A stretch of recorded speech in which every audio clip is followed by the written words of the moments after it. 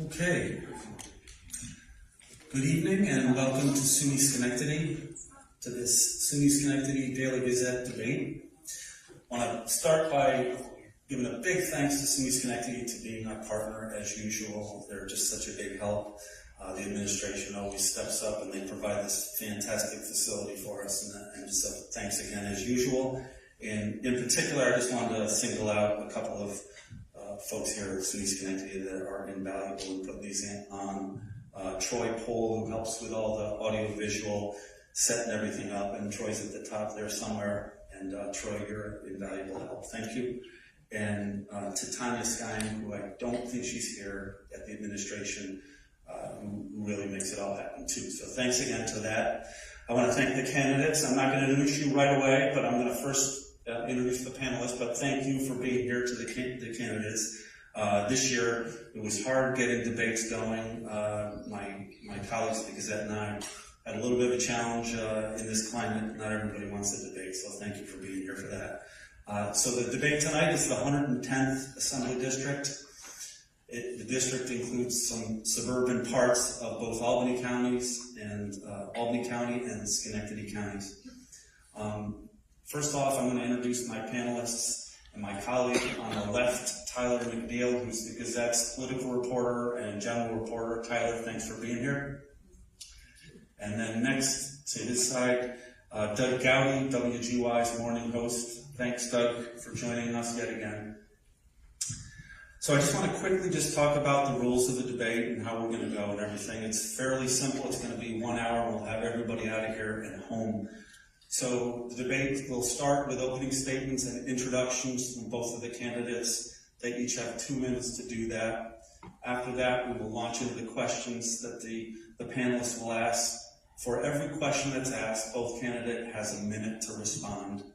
We don't have any allotted rebuttal time, but there will be the opportunity for, if the panelists have some kind of a follow-up, they're going to directly ask you, or at some point, if you, either the candidates feel like they want to ask for a chance to say something else, I would just ask that you look at me and appeal, and then we'll either give you a thumbs up or down. We want to keep it moving.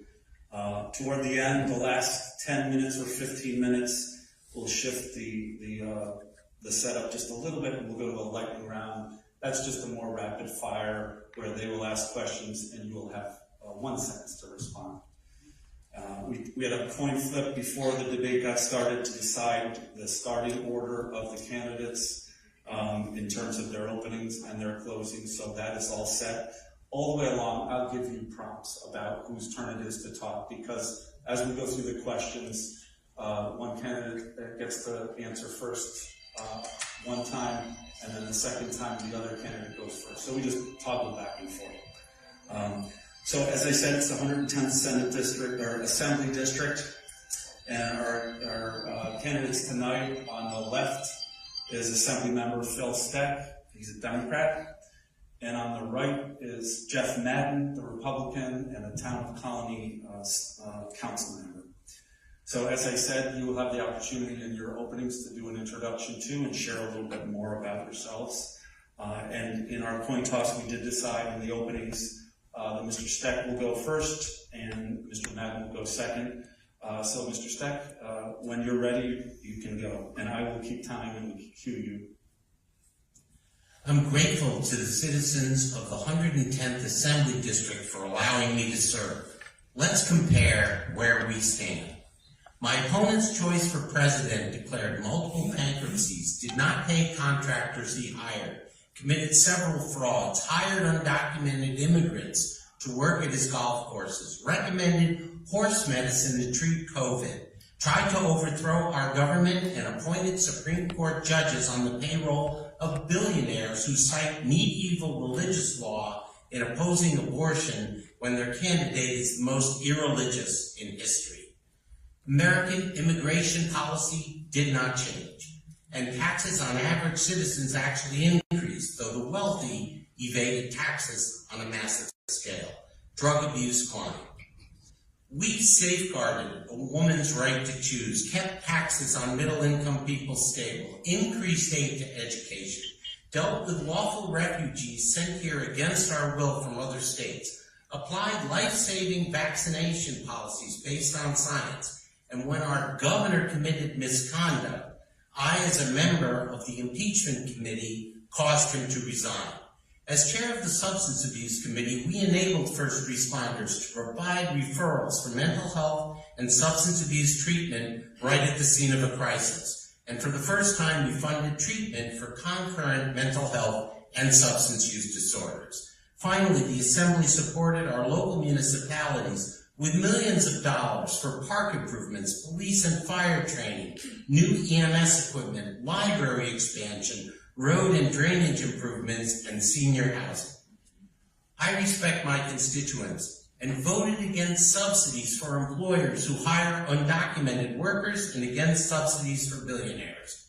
If re-elected, I look forward to continuing the fine work we have done. Thank you very much, Mr. Steck. Mr. Madden, you have 2 minutes. Good evening. Thank you to the Daily Gazette and SUNY Schenectady for hosting this important forum, and thanks to all of you for attending. I'm Colonie Town Councilman Jeff Madden, a father, a husband of 43 years, and a resident of this community. You might know me from my years coaching football or lacrosse at Colonie High, or my years running my businesses. But what I hope you recognize me for is my dedication to this community and my commitment to making it a better place for all of us to live, work, and play. In my time on the town board, I partnered with Supervisor Crummy and other board members to bring real positive change, from improving our bond rating, which has saved taxpayers money, to investing in our roads and parks. I've shown that common sense solutions and a focus on what matters can make a difference. In Colonie, when we have a problem, we fix it. We don't let partisan politics get in the way. That's the mindset I want to bring to Albany.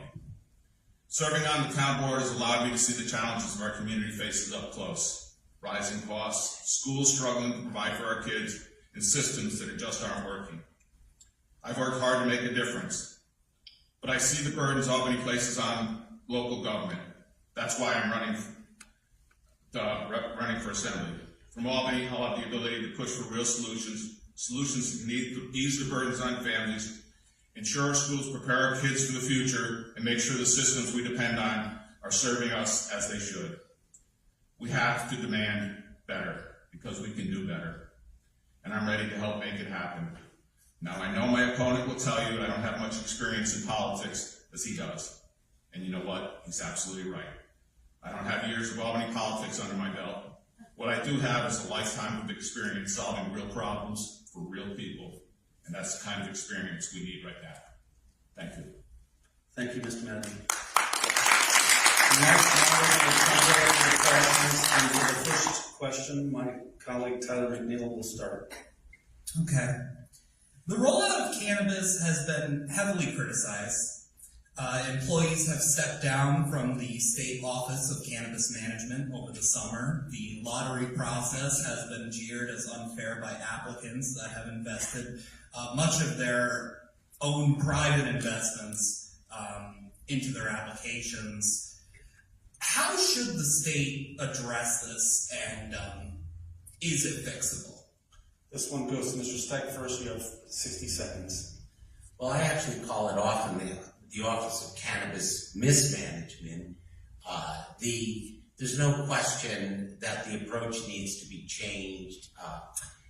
In the Substance Abuse Committee, we focus on prevention and treatment of substance abuse disorders, and there's a growing concern about marijuana-induced psychosis. That's our role on the committee. It's the Economic Development Committee that handles the rollout of cannabis, but I would agree that it does need to be revisited, and certainly we should make it easier for people to have success in that regard, not harder. Thank you, Mr. Steck. Mr. Madden, you have 60 seconds. Yeah, I think like most things that come out of our government now in Albany, they jump to the end without thinking of the unintended consequences. Now they have businesses that are set up that are basically all cash businesses because marijuana is still not legal on a national level, so the banking industry doesn't let them function as a normal business. So we just need to go back to the starting blocks and, take another look at it, because it's not working. Thank you very much.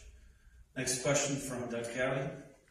Never thought I'd start a debate for the 110th, a question about the 111th, but as you guys well know, the Republican candidate in that race has been accused of taking a mailer of his opponents from a voter's house. It's unclear whether he committed a crime or what exactly happened there, but we've all seen the video of it. Two-part question. One, can both of you assure us that you've never taken a sign, a mailer, anything of your opponents and done anything untoward to it? And two, what should happen in that case if indeed he didn't commit a crime? Would you be willing to serve with him in the assembly, or should he not be allowed to? This one goes first to Mr. Madden. We'll just toggle back and forth. And that was if he didn't commit a crime? Yeah. Well, first of all, to answer the first part of the question, no, I've never taken any of my opponent's paraphernalia at all, at any time. In fact, the absolute first thing I tell all my volunteers when they're going out, don't touch anything. Anything. It doesn't matter if it's in the mailbox or wherever, it's not yours. So, I've seen the video. I don't know how he gets around it. If it was me, it wouldn't be me, but I would be stepping down right now. I don't care if he's Republican or Democrat.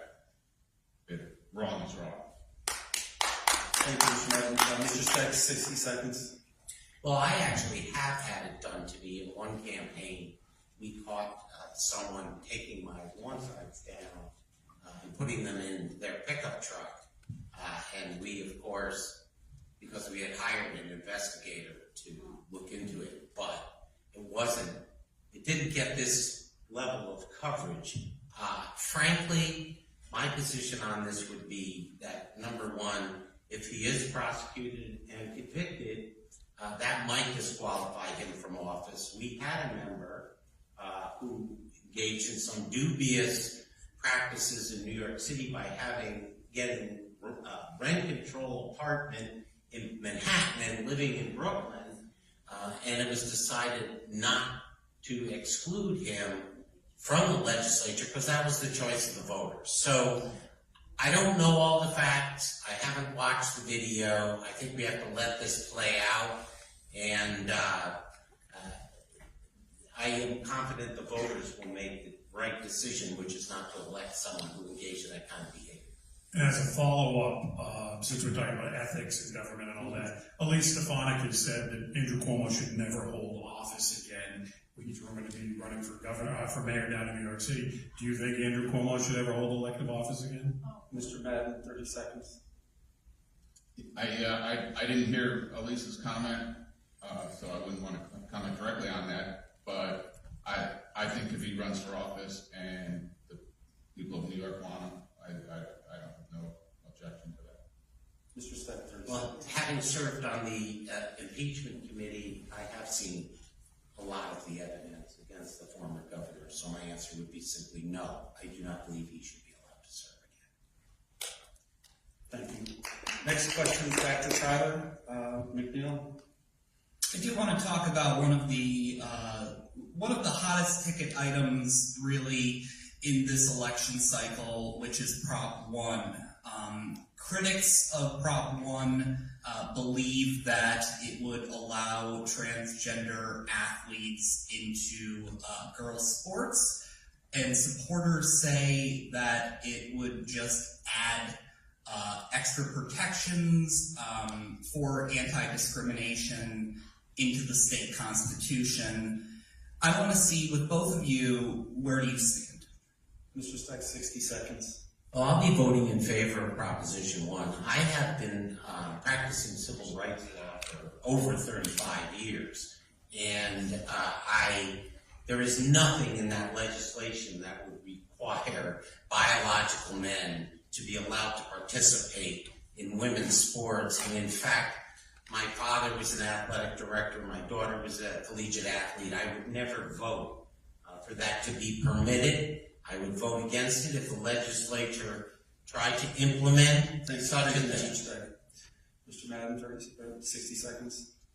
Yeah, the interpretation I've gotten from reading the bill is that there's a lot of good things in it, and if you flip it over the ballot and you read it, any reasonable person would say that sounds really nice.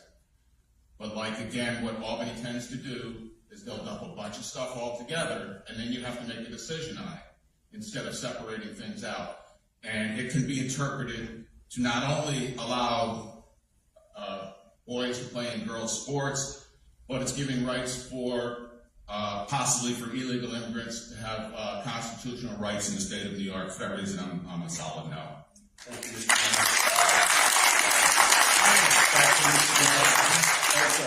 Madden. One sentence. There is nothing in that that has anything to do with giving rights to illegal immigrants. That is just bunk. Thank you.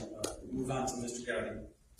Let's stick right there, though, since we brought it up. Migrants are the number one thing that we talk about on my show every day.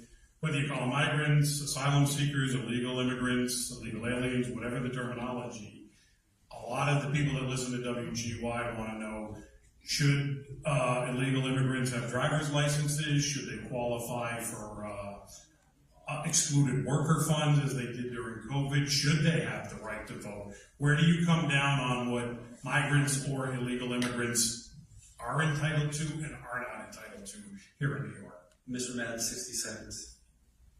First of all, they're not entitled to anything.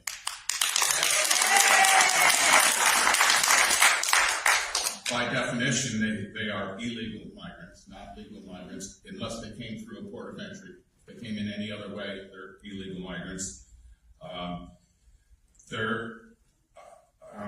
I can't see, my opponent's going to say that he voted against it or whatever, but it's in the budget. So we're giving $4.2 billion for illegal migrants for things like housing, cell phones, bank cards. I can't see any justification for that at all. Well, actually, we have a misuse of what we're talking about here. These so-called migrants are not, in fact, illegal. The Refugee Act of 1980 existed under 2 terms of some guy named Ronald Reagan, 1 term of George H.W. Bush, 2 terms of George W. Bush, and 1 term of Donald Trump. None of those presidents changed the refugee law. There was an influx under Biden, and he agreed with Mitch McConnell to change the law, but Trump convinced his allies not to vote for it to embarrass the president. Then President Biden implemented the change by executive order, and the influx stopped. So actually, Barack Obama deported more people than any of the other U.S. presidents mentioned. It has to be clear. These people that we are referring to as migrants came in under the Refugee Act of 1980. Thank you, Mr. Steck. Yes, go ahead, 30 seconds. Yeah, I think we need to clear up what is a refugee. I don't think coming across the water in Texas is a refugee, breaking into someone's property, going on. That's not how you get refugee status. If you're getting refugee status, you go to a port of entry and state your case and get refugee status. Period. Those people that I referred to got refugee status and are not the people who are illegals who snuck into the country. 2 different things. Well, two quick follow-ups. You said so-called migrants. What would you refer to these people as? What term? Well, they are refugees under the law. So you don't call them migrants? Or... And what happens is they have their cases heard by an administrative law judge, and many of them will be found not to be eligible for refugee status and will be deported from the country. So that's how it works. You think they should be able to vote while they're here? They can't vote. They're not citizens. There's no basis for Thank you, Mr. Steck. None. Hold on, I just want to take a quick time out.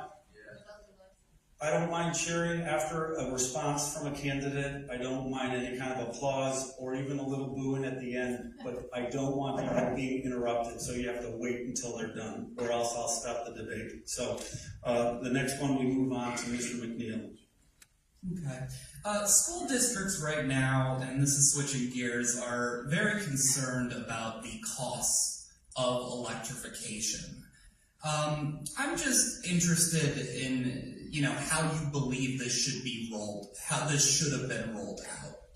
Mr. Steck, 60 seconds. Well, actually, the legislature heard the concerns of the school districts, and the budget does include money to help them afford electric buses. I will say that the Capital District Transportation Authority uses electric buses now. It is not far-fetched, as some of the school districts pretend it is. And we have increased education funding by so much, billions and billions of dollars, that all the school districts in the state of New York are now fully funded. So I don't have any particular issue with that. Thank you, Mr. Steck. Mr. Madden, 60 seconds. Yeah, here we go again. They're putting the cart before the horse. Now they mandate, or they make you get electric buses, electric cars, electric whatever, and we don't have the access, we don't have the electricity to accommodate it. So much that we're now spending $6 billion to run an electric line from Quebec to New York City because we don't have the power. We don't have the power because they shut down all the power plants. So now instead of producing energy, now we're going to buy our energy from Quebec. It's just ridiculous what they're doing. Thanks, Mr. Madden. Actually, while we're on that, I am interested, since it is tied in. For both of you, do you believe that New York's climate goals at this point are realistic? 60 seconds, Mr. Steck. So the Climate Act that expressed a target of 2040 is aspirational only. There is no requirement in law today that we be completely fossil fuel free by 2040. We are making incremental steps. For example, there's proposed legislation that did not even pass, which would expand electric service in areas where electric service is available. So this is not something that is happening immediately. I don't know anybody in the state who's been forced to take out their gas stove and then install an electric one. My opponent has said many times he doesn't even believe in climate change and has been quoted as saying, drill, baby, drill. Climate change is real. We're trying our best to do something about it without overburdening the public. Thank you, Mr. Steck. Mr. Madden, you have 60 seconds to respond if you wish, but you don't have to. Yeah, without burdening the public. Prices of everything are going up. We have no energy. Okay? Less than 1% of the world's greenhouse gases are emitted in New York State. The United States has the cleanest economy in the world. We're putting these regulations on without thinking about the unintended consequences again, the way they do everything else. We're going to burden the taxpayers. We're going to take your gas stove, your gas car, and everything we've worked for and do away with it for less than 1%. We're not going to make any changes to the world's environment. Everyone wants clean air, clean water, but we don't want to bankrupt the country to do it. No one forced me to buy an electric vehicle, but I did. And we, the federal government and the state government have subsidized the purchase of electric vehicles in an effort to make them affordable. I will also say that unfortunately we, of course, got some communications from our constituents on this issue, and there is actually 20% excess capacity and energy in the state of New York not currently being used. So again, we are going to have to move forward. We're going to increase our green energy, but the idea of it's calamitous and people can't afford it is just not true. Time's up. You have 30 seconds to Real respond. quick. He mentions that they're subsidizing it. That's your money. They're giving somebody else. If it was worth it, and if you wanted it, you wouldn't need a subsidy.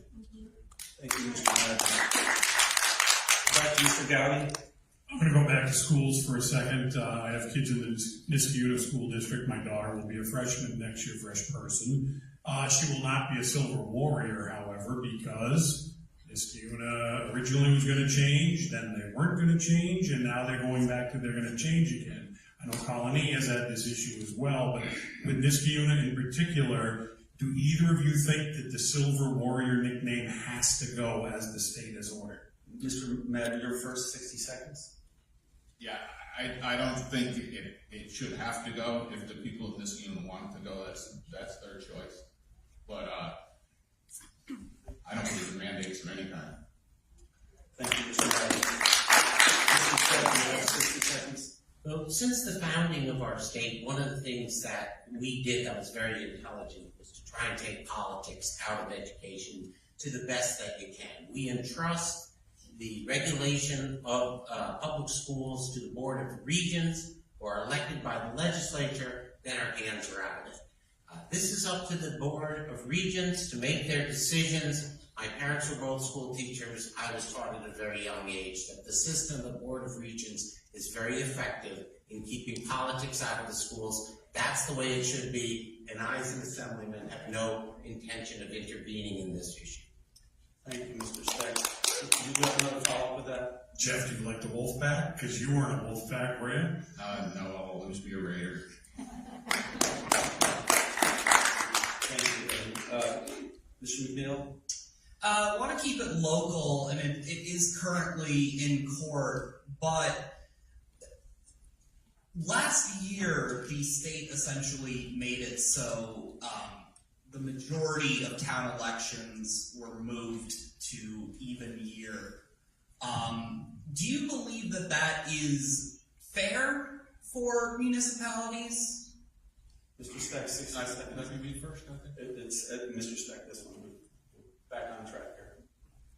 Absolutely. The whole thing is that we all talk about, the expensive things that the state does, but one of the most expensive things we do is run elections. Running elections every 2 years is extremely expensive. So if we're running elections every year, even more so. So putting them all together at the same time just makes good sense. Thank you, Mr. Steck. Mr. Madden, 60 seconds. Yeah, it makes no sense at all. It will totally drown out the local elections. The price of advertising goes up in a presidential year, as I think we know from doing it in the presidential year. But having run for local election, if you have to compete against the national ticket, you're going to get drowned out, and the will and the voice of the people won't be heard. Thank you, Mr. Madden. Mr. Cowdy?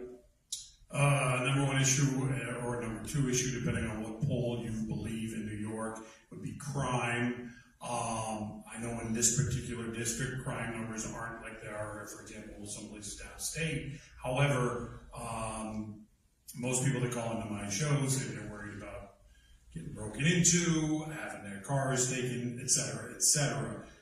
Where do you stand on bail reform? Where do you stand on raise the age? Where do you stand on the HALT Act?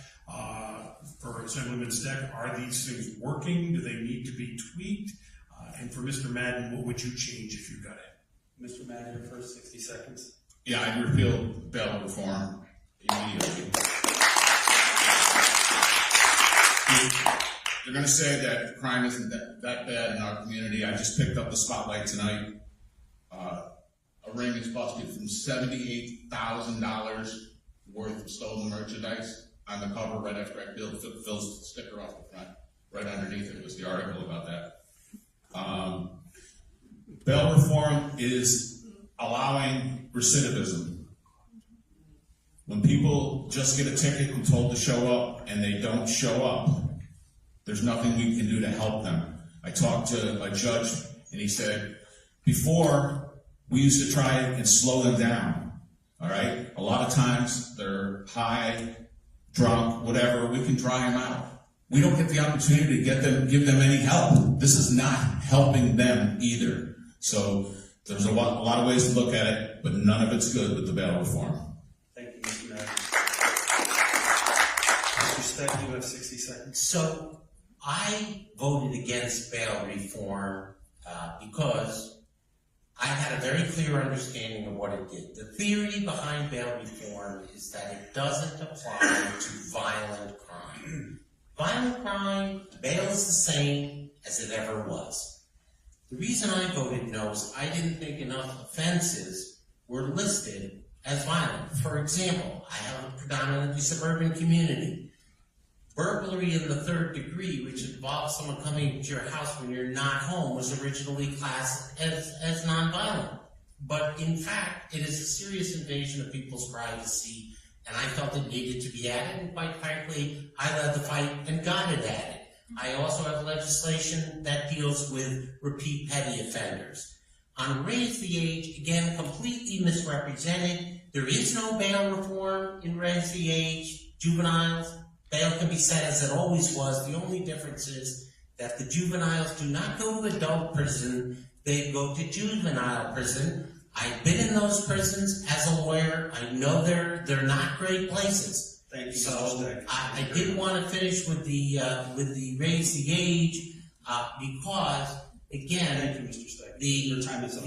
I know, but the raise the age is the same as the law in all 49 other states. Mr. Madden, you have 15 seconds if you want to get more in. Well, there was a lot of parts to that, so let me just get maybe a couple more seconds. But like any attorney, a good attorney, they can spin anything they want. He says he voted against bail reform. He did in 2019. He says he fixed it, and then he voted for it in 2020 in the budget. So my understanding now is he must believe that it's working. It's absolutely not working, even with his reforms. Thank you, Mr. Madden. So we finish that section. We're actually on the request a little bit more time to deal with it. It was multi-pronged, so I'm trying to keep this even. But do either of you want to do it? If you do, we'll both get it. I'll take a very short. 30 seconds, up to 30 seconds. So one of the things when you're a legislature is you don't always get things exactly the way you want them. And I felt the second time I was voting for the changes to make the law better because I knew that the repeal Mr. Madden is calling for is completely unrealistic. So it was much better to accomplish things, make the law better, than not be involved and just stamp my feet and say no. Thank you, Mr. Steck. Mr. Madden. It's unrealistic because we don't have people in the assembly standing up for you, the people. Thank you, Mr. Mr. McNeil? Yeah, so this applies in both Schenectady County, it applies in Saratoga County, and it applies in Montgomery County.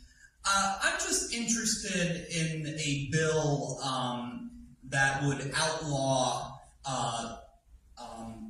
basically party chairs from serving as election commissioners. Is that something that you would approve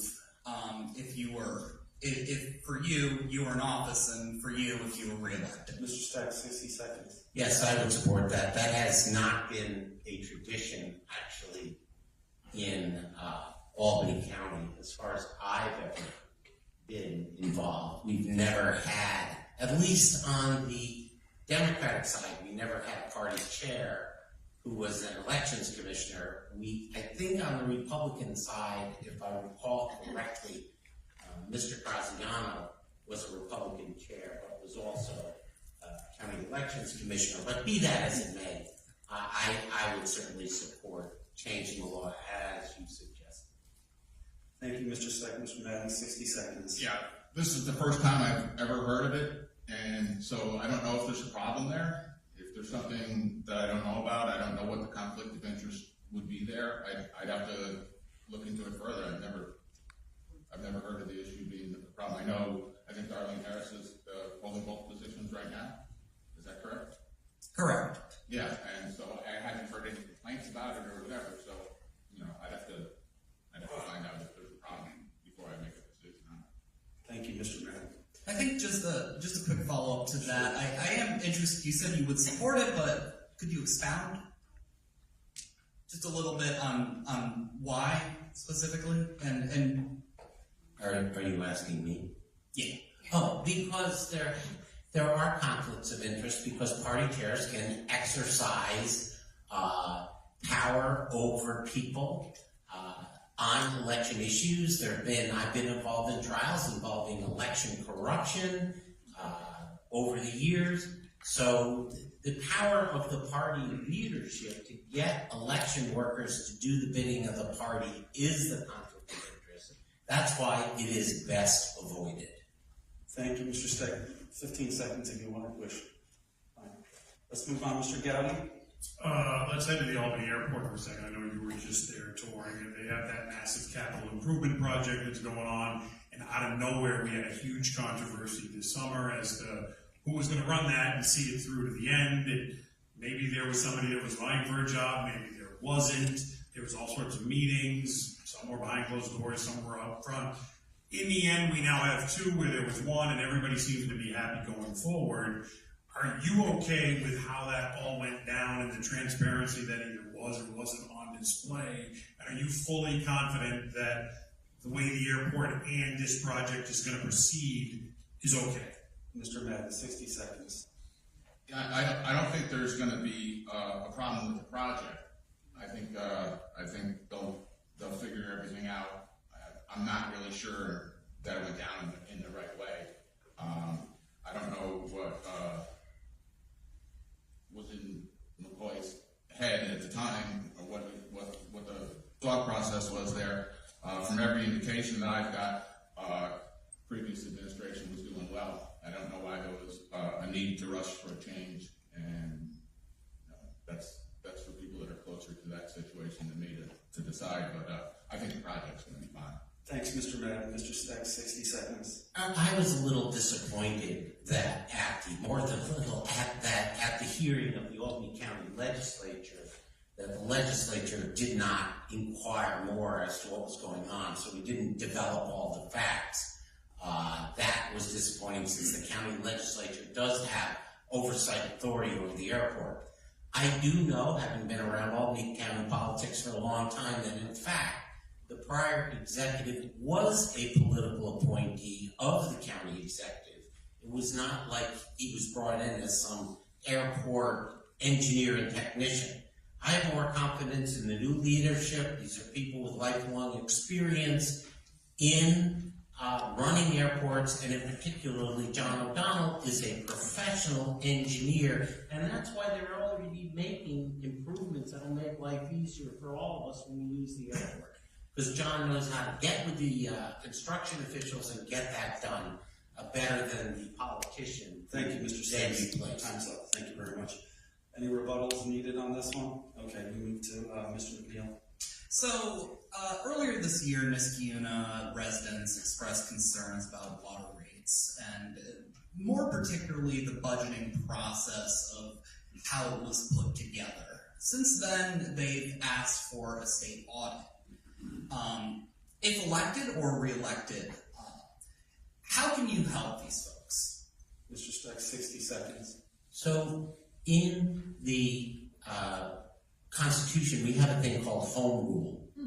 And home rule means that this is a decision for the local municipality. Now, sometimes the municipality comes to us, passes a home rule request, and every home rule request I've ever received, we have gotten passed, or at least come very close to getting passed, and will then get it passed in the next session.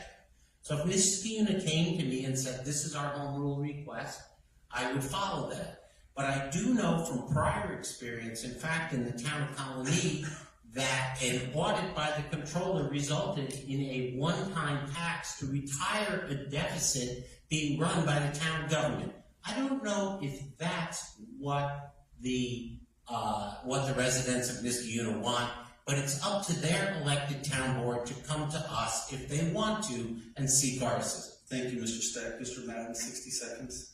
It's really hard for me to believe that they didn't reach out to the sitting assemblyman. They reached out to me, and I'm just a candidate. So I met with the people for Niskay for Fair Water. There was a roundtable meeting. You were at the meeting, I believe? I think so. Yeah. And there was Democrats, there was Republicans. There's people upset. Their water bills went up not a little bit. We're talking 8 times, some of them. So I expressed that, hey, I'm a Colony Town board member. I'm running for office here, but I'm only a Colony. I can't really do anything to help you at this time. But if I become elected, I would definitely be an advocate for you. I would pick up the phone, which Mr. Steck could have done, and call the comptroller's office and said, take a look at this. Is everything right here? Because it just doesn't add up. Thank you, Mr. Madden.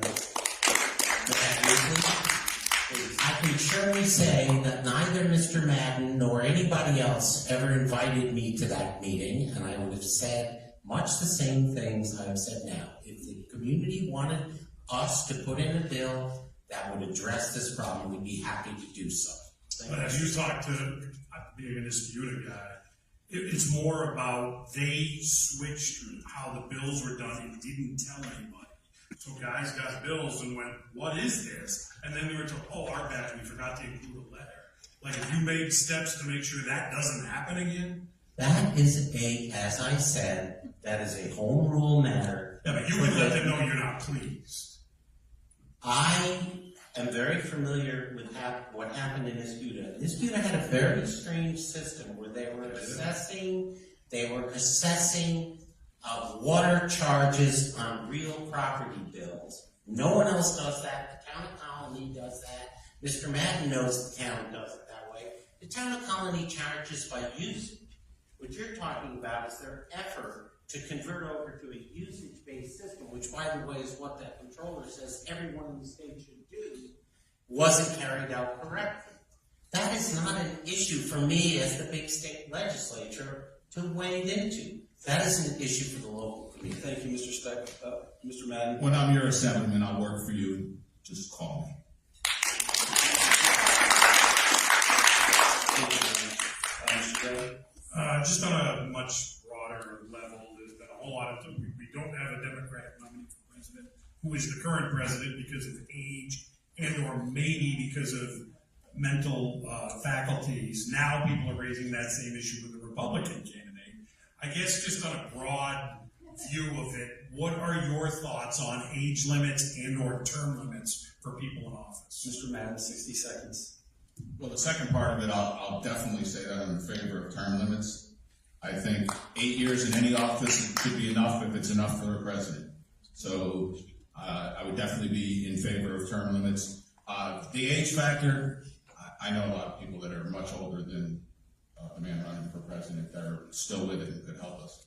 But, so it's an individual situation. Thank you, Mr. Madden. Mr. Steck, 60 seconds. My favorite experience on this issue involved my colleague Jim Tedisco, a senator, who was going on about term limits, and I had a very funny staffer who said to me, well, tweet back at him. Jim Tedisco has supported term limits all 38 years he's been in the New York State legislature. So I was actually the first elected Democrat at any level of any significance to call on President Biden not to continue. It was obvious from the first debate that he really did not inspire confidence in the public. I believe in the democratic process with a small d. I don't believe in artificially saying, well, we have a cutoff, because, as Mr. Madden pointed out, some people who are older are quite effective, and others are not. So that's where I stand on that issue. Thank you, Mr. Steck. So we're done with the regular portion of the questions. We have about 16 minutes left to go. We're going to switch over to the lightning round that we talked about. This is going to be a lot more rapid fire. We'll keep it kind of loose, and we'll leave some opportunities. There's no time limit for the responses, but you have 1 sentence, ideally, you need to respond. So, and we're going to go back and forth between the two of them, and we're going to have a little fun here. So, Mr. McNeil, if you want to start. Fracking, yes or no? I'm sorry. We didn't. Oh, that was a little too rapid fire. Fracking. Yes. Left to right. Fracking, absolutely. Right now, through indirect fracking, Pennsylvania's getting oil from under New York State, and we're buying it back from them. We're losing money, and we're not saving anything. Fracking Absolutely not. It destroys communities where the fracking takes place. It is not necessary. We can have better energy choices. Thank you very much. Reminder, if we can do one sentence, though. Gary. Governor Hochul got very angry when she was asked this recently. I will ask you the same question. Mets or Yankees? I will add in Red Sox just because that's my first choice. Mr. Steck. Mets. Go Yanks. Thank you very much. Mr. McNeil. Okay, that was I was going to somewhat ask that, so I'm just going to say, what's your World Series pick? Yanks in 6. You're putting me on the spot. I would say Yankees in 6 as well. Ooh, alignment. Might be the first time this night. Mr. Gary. It's obviously the Halloween season. We're a week away. What's your favorite horror movie? And do you have a favorite line from a horror movie? Mr. Steck. Boy, horror is not my favorite genre, so I'm going to have to pass on that one. Mr. Madden. It's not mine either, but I'd probably have to go with Carrie, because my mother, I think, didn't let me go see her. Mr. McNeil. Well, the lightning round is showing unity until now. More charter schools, yes or no? Mr. Steck. No. Absolutely. Choice is key to everything. Mr. Gary. Name a politician from the other party that you respect. Mr. Madden. She just changed. Tulsi Gabbard. Liz Cheney. Thank you very much.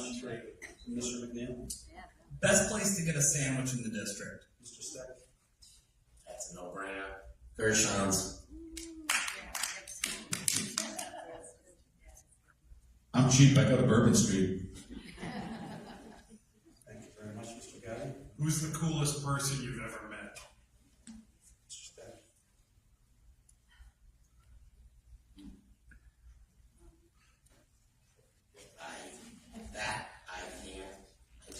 No one is coming to mind. Most of the people I think are really cool are not people I've ever met.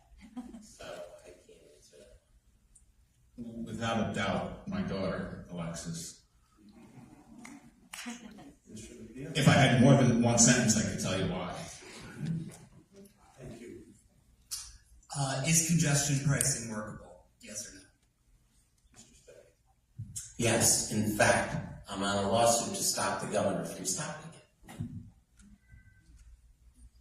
It's just another tax. I'm surprised that a Democrat would be for that. Mr. Gary. What's something you're not good at? Mr. Madden. Public speaking.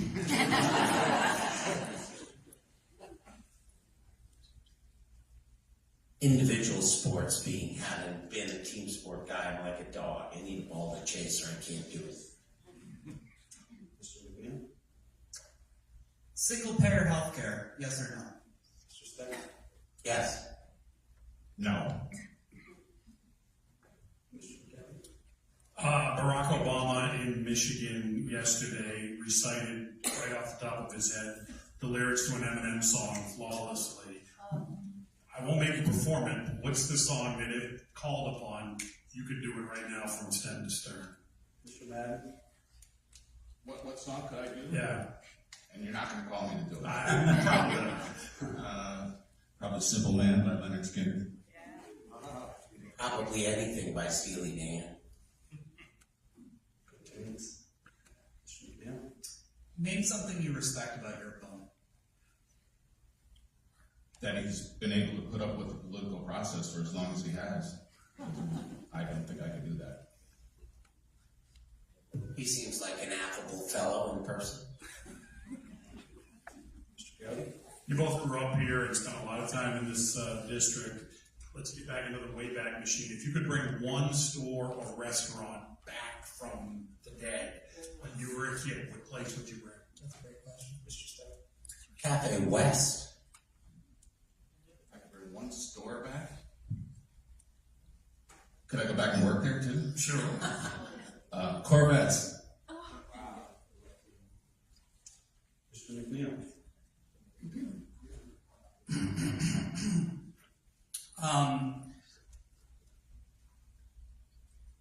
Just blank for a second. Do you, favorite color?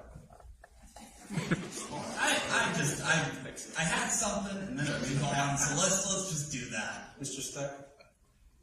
I don't know. Favorite color. Favorite color. Color. Blue, no red. Oh, that's a reference to a movie. Would that be an African or European swallow? Well done. Green. You two were impressed with each other right there. That's something. Come on. Access color too next. That's pretty good. So you're in Stewart's, and you're staring at either an apple fritter, a cider donut, or a pumpkin muffin. Which one are you grabbing? Mr. Madden. The cider donut. Being a diabetic, I think I would probably be wisely advised to choose none. Mr. McNeil. What is the most pressing concern of voters in the district, and it has to be one word? Mr. Steck. Economics always. Affordability. And Mr. Cowden. Who is your all-time favorite New York politician, dead or alive? Mr. Madden.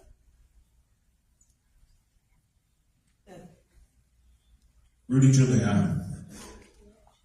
FDR. Okay, thank you very much. That's it for the lightning round. So right now, we're just going to shift into the final portion. We're going to do the closings, and as I mentioned before, we did a coin toss earlier to work out the order. And so for the closing statements, the first up will be Mr. Steck, and then Mr. Madden will finish up the night. You have 2 minutes.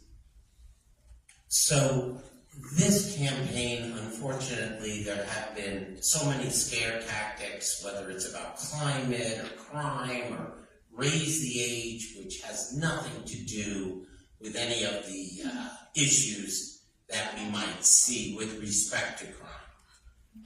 There's a lot of negativity, a lot of extremism, like climate science denial. There's false statements about my particular intentions. I'm alleged to have sought to run for Senate. I was asked to run for Senate. I declined. I am now chair of a committee, and it gives me a lot more influence over legislation. So I'm very happy staying in the New York State Assembly.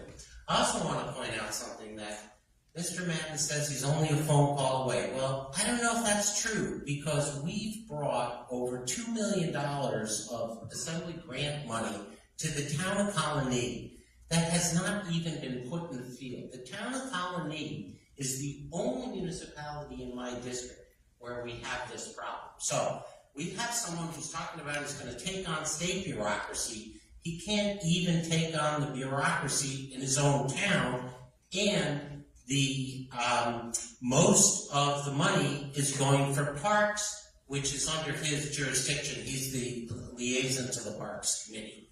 So again, I think it's important to do the job you were elected to do before trying to say you're going to fix the entire state of New York. Yes, there are issues in the state that need fixing, but we need to stay positive, and we need to approach them in a way that is sensible, not just say we're going to repeal this or repeal that when it's not going to happen. Thank you, Mr. Steck. Mr. Madden, you have 2 minutes. Again, I want to thank the Daily Gazette for hosting this forum tonight. I want to point out that I'm the only candidate on the stage tonight who's running on his record and what he's been able to accomplish in my time on the Colonie Town Board, whether it's improved infrastructure, improvements to the delivery of clean water, the complete support of our police and first responders, or keeping our taxes low. My record is one that I'm proud of. On the other hand, my opponent is running away from his record. His vote to enact bail reform, which makes us less safe, his vote to give $4.2 billion to illegal migrants for hotels, cell phones, and bank cards is something I'd run away from as well. When someone tells you they no longer want to be your representative in the assembly, you might want to listen to them. When there was a judgeship opened up last year, my opponent was quick to express his interest in the position, but his Democratic colleagues decided to go in a different direction. He then shifted his interest to running against Jake Ashby for state senate. The Democrats again said no. And I'm sure you all heard that Albany County DA got in a little bit of trouble. And there was my opponent throwing his hat in the ring for that once again. The Democrats said no. It appears that Mr. Steck wants to be anything except the Assemblyman for the 110th District. And with your vote, we'll help give him his wish. And that's why I'm asking for your vote. Thank you for being here tonight.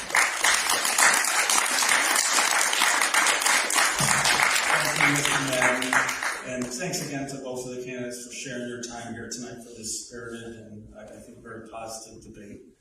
Thanks also to the panelists, and thanks to SUNY Schenectady and the audience. And everybody have a safe drive home tonight. Miles, actually, one quick thing that was really great about this debate, when we were putting it together, I believe it was within both of your campaigns, within an hour. Roughly an hour. It was about less than 2 hours that you both agreed to this. And we've had so much trouble, just getting these together that I think it was a real service to the voters that we were able to hear both of your views. And yes, so that is, I think, much appreciated. Yeah, kudos to both campaigns, so thank you very much.